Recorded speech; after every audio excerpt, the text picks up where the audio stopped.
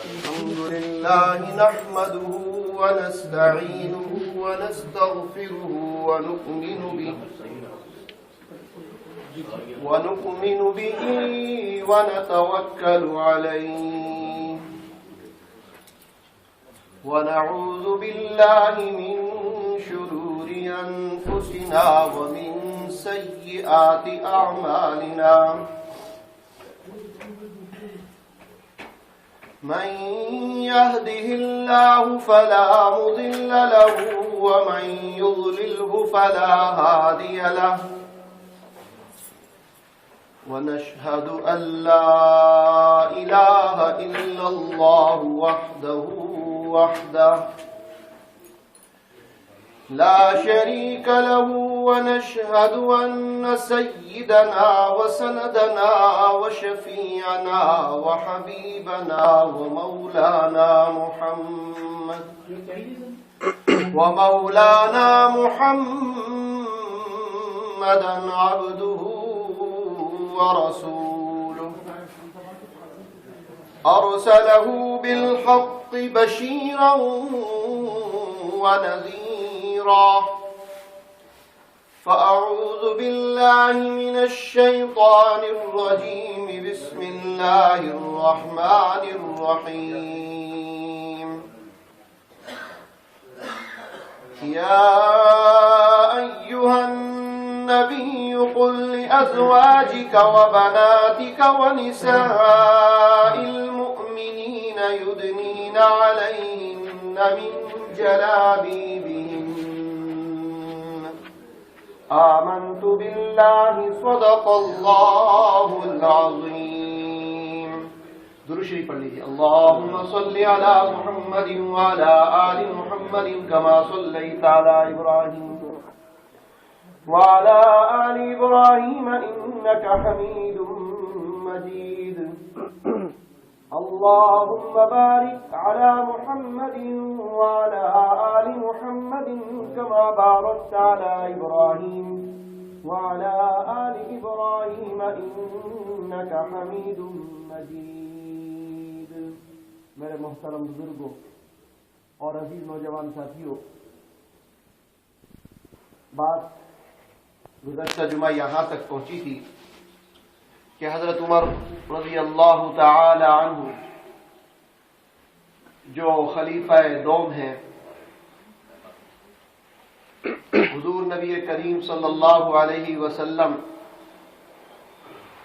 کے سسر بھی ہیں، آپ صلی اللہ علیہ وسلم نے ان کو مانگا تھا اللہ سے، اور اللہ تبارک و تعالی نے حضرت نبی کریم صلی اللہ علیہ وسلم کی دعا قبول کر کے حضرت عمر بن خطاب کو آپ کی غلامی میں پہنچا دیا. پھر اس غلام نے وہ مقام پائے کہ اللہ تبارک و تعالی کے فضل و کرم سے آپ کے دور میں فتوحات کا دروازہ کھلتا چلا گیا. آپ نے اپنے پیارے محبوب صلی اللہ علیہ وسلم سے اتنا سیکھ لیا تھا، اتنی تربیت حاصل کر لی تھی کہ جہاں آپ کا انتظام پہنچتا تھا وہاں امن و امان قائم ہو جاتا تھا. آپ اگر سوچیں، اور اس ملک انگلینڈ ہو، یہاں بھی بعض قوانین، یہاں لندن میں اور اسی طرح اسکاٹ لینڈ، بلکہ یوں سمجھیے یورپی ممالک جتنے ہیں ان میں اگر وہ قانون بعض دیکھیں گے آپ تو انہوں نے اخذ کیے ہوئے ہیں حضرت عمر رضی اللہ تعالی عنہ.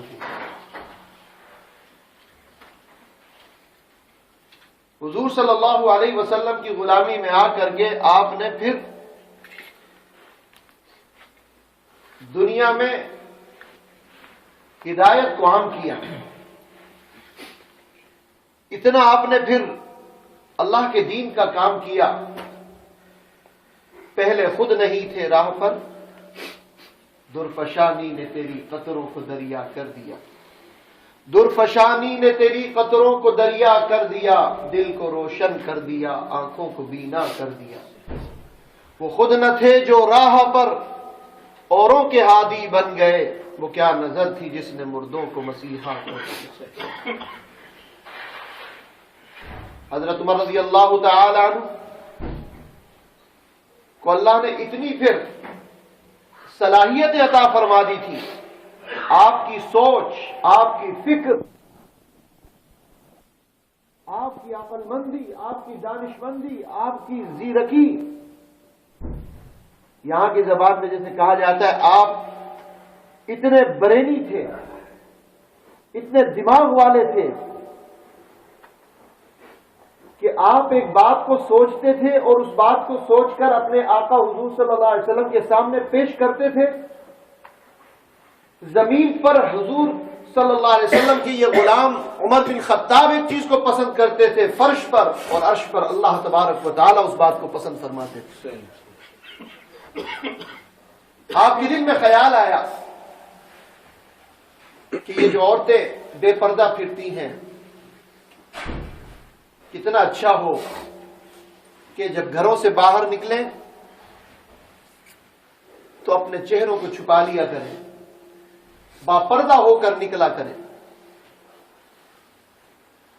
حضرت عمر بن خطاب رضی اللہ تعالی عنہ جب حضور صلی اللہ علیہ وسلم سے عرض کی، یا رسول اللہ صلی اللہ علیہ وسلم، میرا دل یہ چاہتا ہے،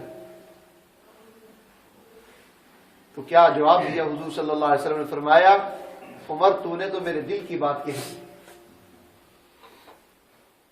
لیکن آپ صلی اللہ علیہ وسلم انتظار فرمایا کرتے تھے وحی کا۔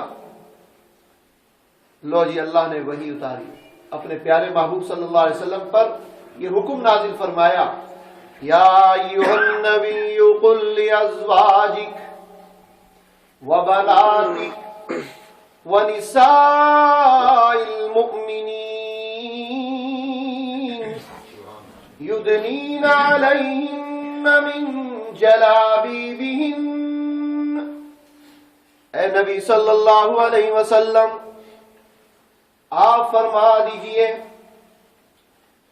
اپنی بیویوں کو، اپنی بیٹیوں کو، مومنات کی عورتوں کو، اپنی بچیوں کو فرما دیجئے، کیونکہ حضور صلی اللہ علیہ وسلم ہم مردوں کے روحانی باپ، عورتوں کے سب کے روحانی باپ، والد ہیں۔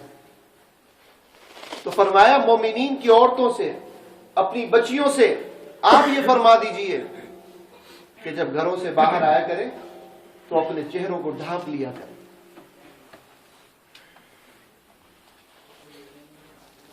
حضور صلی اللہ علیہ وسلم نے عمر بن خطاب کا مشورہ سنا ضرور، لیکن پھر آگے وہ قانون کہاں سے بنا؟ قانون اوپر سے نازل ہوتا ہے۔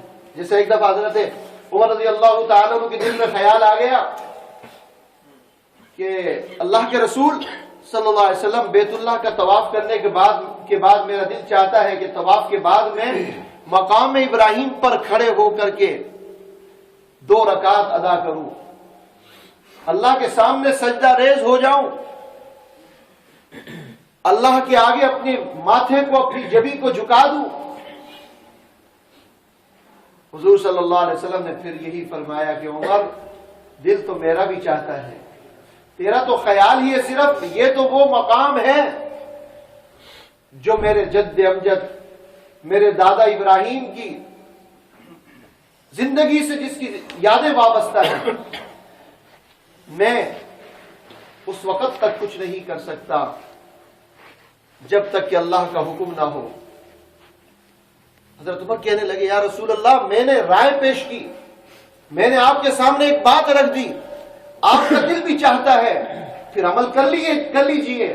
فرمایا، نہیں عمر، قانون زمین پر نہیں بنا کرتے، قانون الہی آسمانوں پر، عرش پر بنا کرتے ہیں۔ لو جی، اللہ نے قانون بنا کر، آپ حضرات جاتے ہیں عمرہ کرنے، حج کرنے، انگلینڈ سے بلکہ پوری دنیا سے لوگ جاتے ہیں، تو وہاں مقام ابراہیم پر باوجود اس کے کہ دھکے لگ رہے ہوتے ہیں، بندہ نیت یہاں باندھتا ہے، وہ تھوڑی دیر میں نیت کے بعد وہاں پہنچا ہوتا ہے، لیکن یہ کیا، یہ حضرت ابراہیم علیہ السلام کے مقام ابراہیم پر کھڑے ہو کر نماز ادا کرنا خیال میں آیا تھا حضرت فاروق اعظم کے، اور اللہ نے قرآن بنا کر اوپر آسمانوں سے اتارا اپنے محبوب پر، وَاتَّخِذُوا مِن مَّقَامِ إِبْرَاهِيمَ مُصَلًّى، بنا لیجئے نماز پڑھنے کی جگہ مقام ابراہیم کو۔ حضور صلی اللہ علیہ وسلم نے بھی نماز ادا کی، وہاں صحابہ نے کی، جتنے بڑے بڑے اولیاء، اتقیاء، اصفیاء، علماء، فقہاء جو بھی جاتے ہیں، وہاں جا کر کے ان کے لیے 2 رکعت نماز ادا کرنا لازم قرار دے دیا گیا۔ اللہ اکبر۔ حضور صلی اللہ علیہ وسلم مشورہ مانگنے لگے، بتاؤ تو صحیح، بڑا عجیب معاملہ پیش آ گیا، میرے گھرانے پر حملہ کیا ہے۔ حضرت نبی کریم صلی اللہ علیہ وسلم گھر میں آتے ہیں تو پریشان، باہر جاتے ہیں تو پریشان، کیا وجہ ہے؟ ایک مرتبہ حضرت عائشہ رضی اللہ تعالی عنہ نے دیکھا کہ میرے محبوب کا جس طرح پہلے چہرہ ہوتا تھا اس طرح نظر نہیں آ رہا، غمی آپ کے چہرے پر، اداسی آپ کے چہرے پر، غمگینی آپ کے چہرے پر، کیا معاملہ ہے؟ حضور کوئی بات بتاتے بھی نہیں۔ حضرت عائشہ صدیقہ رضی اللہ تعالی عنہ عرض کرنے لگی، اگر آپ کی اجازت ہو تو میں اپنے ابا جی کے گھر چلی جاؤں، ابو بکر کے گھر۔ کہا اجازت ہے، چلی جاؤ۔ حضرت عائشہ چلی گئیں، وہاں اپنے وقت گزارا۔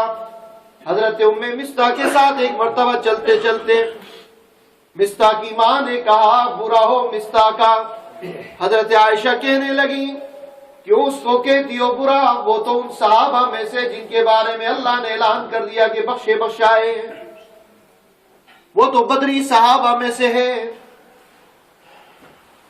ام مستح کہنے لگی عائشہ تمہیں معلوم نہیں، منافقین نے بڑی باتیں مشہور کی، ان کی باتوں میں آ کر کے بعض مسلمان بھی ایسی ویسی باتیں کرنے لگے، ان میں میرا بیٹا بھی ایسا کہنے لگا۔ عائشہ صدیقہ کو جب پتا چلا میرے بارے میں لوگ باتیں بنا رہے ہیں تو حضرت عائشہ نے اس وقت رونا شروع کیا، اتنا روئیں، بخار چڑھایا، پریشان ہو گئی۔ اور حضرت عائشہ صدیقہ کا تعلق تو اللہ سے تھا ہی پہلے، اور زیادہ گہرا تعلق ہو گیا۔ حضور صلی اللہ علیہ وسلم اپنے گھر میں، آپ کی وائف عائشہ اپنے ابا جی کے گھر میں رو رو کر دن گزر رہے ہیں، بے قراری، بے تابی ہے۔ ایک مرتبہ آئے، دستک دی دروازے پر، یہ تو گھرانہ غم میں ڈوبا ہوا تھا، عائشہ بھی رو رو کر گزار رہی تھی وقت اپنا۔ حضرت ابو بکر صدیق بھی پریشان تھے، بیٹی سے کوئی بات نہیں کرتے تھے، ماں بھی پریشان، باپ بھی پریشان۔ دروازے پر جب دستک دی، پوچھا کون؟ آواز آئی محمد صلی اللہ علیہ وسلم۔ حضرت عائشہ صدیقہ رضی اللہ تعالی عنہ فرماتی ہیں میرے محبوب گھر میں آئے، سب سے پہلے جو بات کی پوچھا عائشہ کہاں ہے، عائشہ کیسی ہے؟ ماں نے بتایا، عائشہ نے تو اپنا حال رو رو کر برا کر لیا۔ نبی کریم صلی اللہ علیہ وسلم نے حضرت ابوبکر صدیق سے کہا کہ تم کچھ کہنا چاہتے ہو تو کہو، میں سننے کے لیے آیا ہوں۔ کہا مجھے تو کوئی بات نہیں کہنی۔ دیکھا تو حضرت ابوبکر صدیق بھی رو رہے۔ عائشہ تم کچھ کہنا چاہتی ہو؟ کہا جس سے کہنا تھا کہہ چکی ہوں۔ اشکو بسی وحزنی الی اللہ، میں اپنا معاملہ اللہ کے دربار میں پیش کر چکی ہوں۔ وہ جو علیم بذات الصدور ہے، دلوں کے رازوں سے واقف ہے۔ پوری دنیا الزام تراشی کر رہی ہے، لیکن میرا رب جو دلوں کے رازوں سے واقف ہوں، میں سب اس کے سامنے بیان کر چکی ہوں۔ اور پھر حضور صلی اللہ علیہ وسلم وہاں تشریف فرما ہی تھے۔ حضرت نبی کریم صلی اللہ علیہ وسلم پر یہ بہت تکلیف کا وقت گزرا، بہت سختی کا وقت گزرا۔ حضور صلی اللہ علیہ وسلم کی گھرانے کو داغدار کرنے کی کوشش کی گئی، اور حضرت عمر رضی اللہ تعالیٰ عنہ وہاں صحابہ میں جب بیٹھے ہوئے تھے، حضور نے مشورہ لیا تھا ایک دفعہ، بتاؤ تمہاری کیا رائے ہے عائشہ کے بارے میں؟ بعض کہنے والوں نے یہ کہا، آواز آئی کہ محمد صلی اللہ علیہ وسلم آپ کے لیے عورتوں کی کمی نہیں، آپ نکاح کسی اور عورت سے کر لیں۔ لیکن عمر بن خطاب نے خوب کہا، اللہ اکبر، کیا یا رسول اللہ صلی اللہ علیہ وسلم مجھے یہ بتائیے کہ آپ نے عائشہ سے نکاح خود کیا تھا یا اللہ نے آپ کا نکاح کرایا ہے؟ تو آسمان کی طرف انگلی اٹھا کر حضور نے عرض کی، فرمایا حضور نے، اے عمر، میں نے اپنی مرضی سے نہیں، میں نے آسمان والے کی مرضی سے۔ تو حضرت عمر بن خطاب نے فرمایا کہ ہم اپنے بچوں کے رشتے کرتے بڑے دیکھ بھال کر کے، کہ اللہ تبارک و تعالیٰ اپنے محبوب کے لیے کوئی ایسی عورت دیکھیں گے؟ حضور صلی اللہ علیہ وسلم کا چہرہ کھل گیا۔ اب یہاں جب بیٹھے ہوئے ہیں، عائشہ سے پوچھنا چاہتے، بتاؤ کچھ اگر تمہارے دل میں ہو۔ کہا میں تو بتا چکی ہوں رب کو۔ اب آپ یوں بیٹھے ہیں اور وحی کا نزول شروع ہوا، اللہ کا قرآن اترنا شروع ہوا۔ الخبیثات للخبیثین والخبیثون للخبیثات والطیبات للطیبین والطیبون للطیبات۔ اب وحی جب اتری، حضور کے اس وقت میں جب وحی اترتی تھی تو حضور صلی اللہ علیہ وسلم پسینے میں، آپ کے اوپر ماتھے پر ایسے پسینے کی بوندیں ہوتی تھی جیسے موتی آپ کے چہرے پر ہو۔